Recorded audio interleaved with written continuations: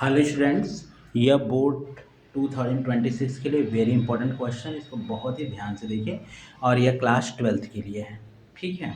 और कम से कम इसको 2 बार वीडियो को देखिए, अच्छे से रिपीट करके आपको अच्छे से समझ में आ जाएगा।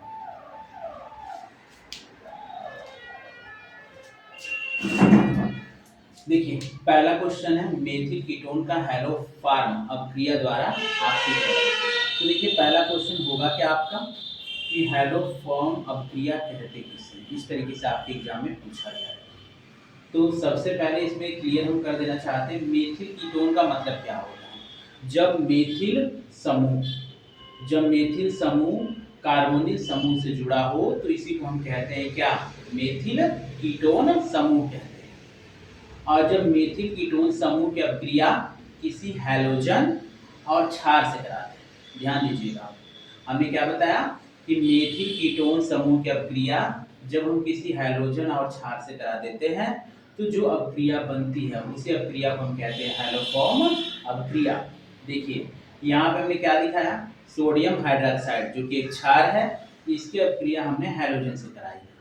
तो हमें मिला क्या है, तो मिला है सोडियम हाइपोहैलाइड NaHO। इसका मतलब क्या होता है, सोडियम हाइपोहैलाइड। और क्या उत्पाद मिला है, सोडियम हैलाइड, अलग से क्या मुक्त हुआ है, जल।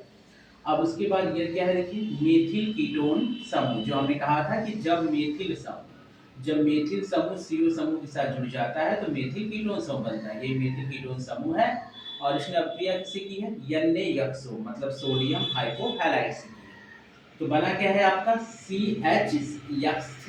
यही क्या है, CH3 को हम क्या बोलते हैं, हैलोफॉर्म बनता है, हैलोफॉर्म बोलते हैं। तो यही पूरी अभिक्रिया क्या कहलाती है, हैलोफॉर्म अभिक्रिया। इसे अच्छे से देख लीजिएगा। सेकेंड अभिक्रिया क्या है, सेकेंड अभिक्रिया है अल्फा हाइड्रोजन की काट होने वाली अभिक्रिया। तो अल्फा हाइड्रोजन काट होने वाली अभिक्रियाएं दो प्रकार की होती है, दोनों इंपॉर्टेंट है एग्जाम के लिए। एक होता है एल्डोल संघनन, दूसरा होता है कैनिजारो अभिक्रिया। तो पहले हमने बताया एल्डोल संघनन होता क्या है, या कौन से ऐसे यौगिक होते हैं जो एल्डोल संघनन अभिक्रिया देते हैं। क्या वे एल्डिहाइड या कीटोन, मतलब एल्डिहाइड या कीटोन दोनों हो सकते हैं। तो वे एल्डिहाइड या कीटोन जिसमें अल्फा हाइड्रोजन युक्त एल्डिहाइड या कीटोन हो, अगर वो अभिक्रिया किसी क्षार से करते हैं तो हमें जो उत्पाद प्राप्त होता है उसे हम बोलते हैं एल्डोल संघनन। जैसे यहाँ पर देखिए हमने लिखा है एस्टल्डिहाइड। तो आपको एक डाउट पहले क्लियर कर देते हैं कि हर जगह अल्फा हाइड्रोजन कार्बन परमाणु की बात रही, होता क्या है। जैसे यहाँ पे लिखा है SCH।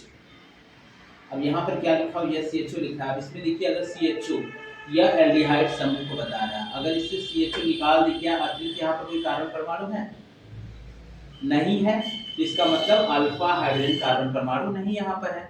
दूसरा हमने लिखा हुआ CH3CHO, अगर हम एस्टल्डिहाइड CHO उसमें से निकाल देते हैं तो भी अलग से यहाँ पे एक कार्बन बचा हुआ है, तो इसी कार्बन को बोलते हैं अल्फा कार्बन। और जो H है उसको क्या बोलते हैं, अल्फा हाइड्रोजन कार्बन। तो ऐसे यौगिक जिसमें एल्डिहाइड समूह के अलावा या कीटोन समूह के अलावा अलग से कार्बन उपस्थित होते हैं, वे ही सिर्फ एल्डोल संघनन अभिक्रिया दे सकते हैं। तो यहाँ पे हमने लिया एस्टर एल्डिहाइड के 2 परमाणु ले लिए और यहाँ संघनित होंगे मतलब आपस में मिलेंगे। तो एस्टर एल्डिहाइड के हमने 2 परमाणु ले लिए हैं।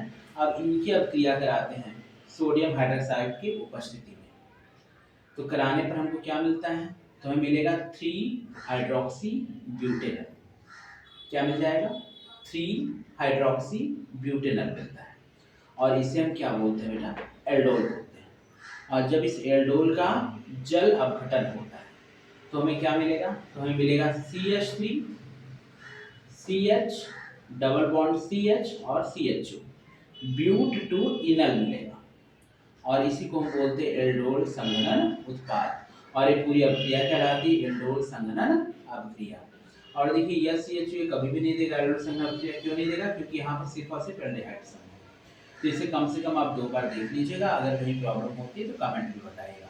लेकिन बोर्ड एग्जाम से पहले बहुत जरूरी है, आप इसे जरूर देखिएगा।